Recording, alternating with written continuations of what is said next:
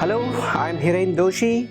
I'm a Scrum.org professional Scrum trainer and author of the book Scrum Insights for Practitioners, a Scrum Guide Companion. In most of my classes, I do get a question, or when I'm coaching, I do get a question how to manage unplanned/ad hoc request during the sprint that is ongoing.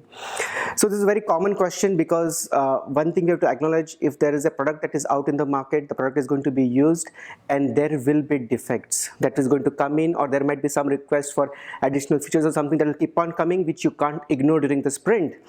However, what we say is the sprint goal should be sacrosanct. It should not change during the sprint.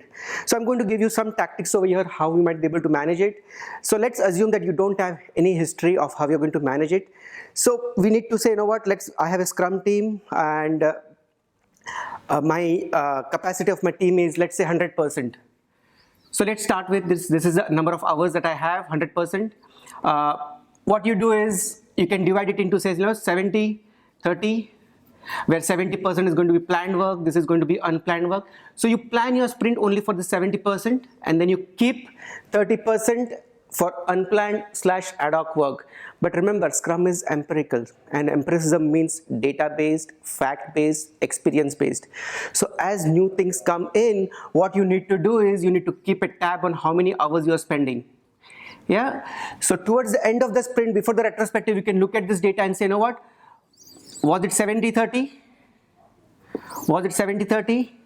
If that was the case, that's good enough empirical data for you to proceed as 70-30 in the following sprint. If the data shows, it was not like 70-30, but it was like 50-50. Now that's a concern because your sprint goal did change over here because there was some planned work that you were not able to accomplish. In that case, this is also an empirical evidence that, okay, you need to do something different in your next sprint. And let's say the empirical evidence shows that it was more like 90-10. That tells you that you were able to go to the product backlog and pick a few more items. So these are three scenarios that can happen. I would say this is okay, but if this is a scenario, you need to look at something different. That, at any given point in time, if I'm spending $1, I want to spend as much of my dollar into planned work and research related work rather than maintenance or ad hoc type of work. So what do I need to do over here so that from 50% I can move towards 100%? So eventually the goal should be 100% planned work is what I should be looking at. So that is one tactic. The other tactic is, if this is going to disrupt a lot, you can have someone at a rotational basis, someone just taking care of the unplanned work. We can have one or two people say, you know what, we're just going to do it till we have these things under control, and then rotate that person around. So this is the second tactic that I have. Thank you so much.